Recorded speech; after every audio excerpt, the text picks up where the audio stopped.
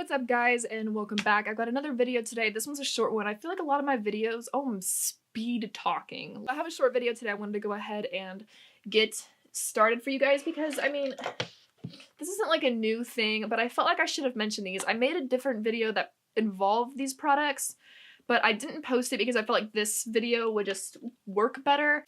Anyway, okay. Let's talk palettes. I love eyeshadow. I love eyeshadow, and I did a palette declutter pretty recently. I say pretty recently, I mean like a couple of months ago, and hopefully it will be up by the time I post this video, but likely not. Probably my highlighter declutter will be up, or at least the first part of it. So I got rid of a lot of eyeshadow palettes that I really disliked, but I realized I have a couple of palettes that I love that other people like really don't. Everyone has their own preferences when it comes to makeup. I mean, and that goes I think for all makeup, like powders, creams, you know, liquids, bronzers, eyeshadows, highlighters. Everyone has a different preference of what they want for their skin type, skin tone, and face, and what they like, their look, their aesthetic. So everyone's different. There's a lot of reasons why these worked for me and didn't for somebody else. So these are products that I actually really enjoy that other people genuinely hate. I mean, like, there is some serious, like, loathing for a couple of these products. Long story short, don't hate me because I like these. I'll give my reasons and you can have your reasons and we can talk about them, but that's what it needs to be. This isn't an emotional problem. Just relax. I just want to get this one out of the way because I feel like there are several people who agree with me on this, and it's not new information, and that is the Subculture by Anastasia Beverly Hills. Oh my goodness. I don't need to tell you guys, if you're watching this, that people hate this. People really hated this, and I think it was almost like popular to hate it. I got it on sale. I was like, you know what, I'm just gonna try it for myself. I love the colors and I want to give it a shot, and I haven't had too much of a problem with it. There's 3 shades in this palette that I don't love using. One is more workable than the others, and that is the shade All Star, and it is like that matte, like deep burgundy color, and it's really pretty. Like, it looks stunning, but I felt like when I blended this with other shades from this palette, it could get muddy really quickly. So you have to be careful when you do use this shade, and I would save it for more of a lower lash line or all over the lid. The other 2 shades, however, I felt like there was like no coming back from them, and those are the shades Electric and Cube. I don't mind the shade Adorn. I feel like it's almost a different formula from these 2 shades, but these 2 shades, I just feel like they're like duochromes, and that's fine, but they just don't show up very well on the lid, and I've struggled with them and tried to make them work, but it just doesn't. So I just never use them. However, the other shades I feel like are really well done. There is a learning curve to these shadows, and I think that's what upset everyone. Was after the big modern renaissance craze, everyone was like, it blends flawlessly. I mean, you could have just like swung that into your eye and it would have been fine, and it was just like, you know, there was so much ease to it. This one was a totally different formula that required a different technique necessarily, or just maybe being a little more careful than like window, you know, wipering it into your eye. I feel like there's a lot of people now that are coming out and saying like, we like this palette and it's not bad, and that's because they got the chance to use it. They spent time using it. They used it.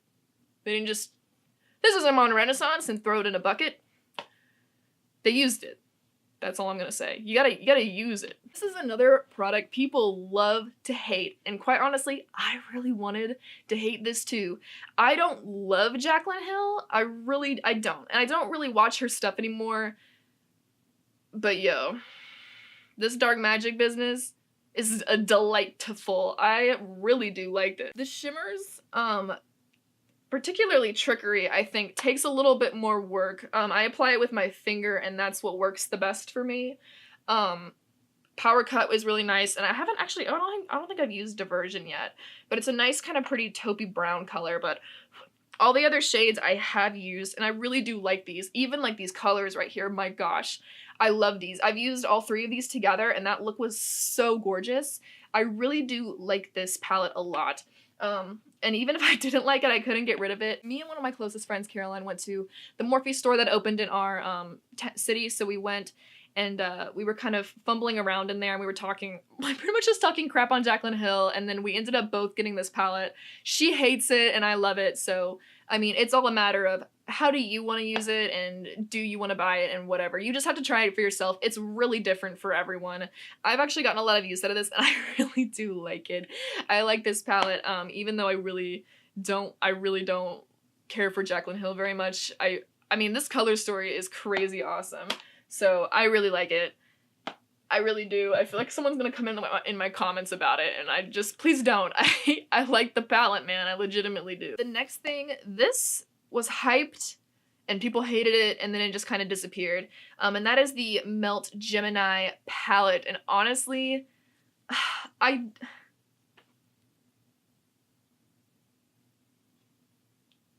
love it! It's so grungy and gorgeous, and this is the best black I have ever used in my life. Like, never have I had a black blend so well on my eye. I mean, really, like, it's shocking how good this black is. I don't know, this whole, like, little situation right here is gorgeous. I love the shade Lorelei. These browns are awesome. But, I mean, let's be real here. I love these shades. I love these greens right here. This is stunning, and when this first came out, everybody was so hyped because it was so different. Sound like a fart a little bit. But everybody loved it because it was so different, and then reviews came out, and nobody was sure how to feel about it after that. Oh, I love this palette. I feel like it is so good.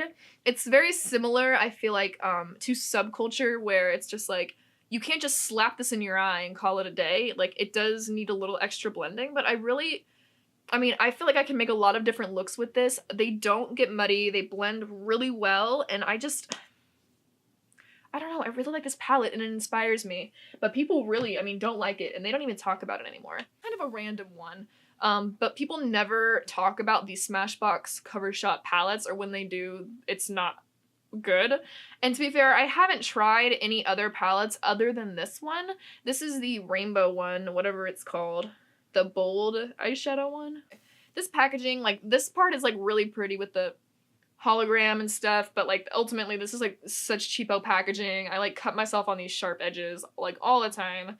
And yeah, you know what? These shimmers at the top here, bad. They're bad. Like, they're really not good, and they don't last, and I don't know, I don't like them. But these neons are honestly so good. Like, these are the, oops, excuse me. These are your primary, like, rainbow colors. Like, when I think of a rainbow, like, these are the exact shades I think of.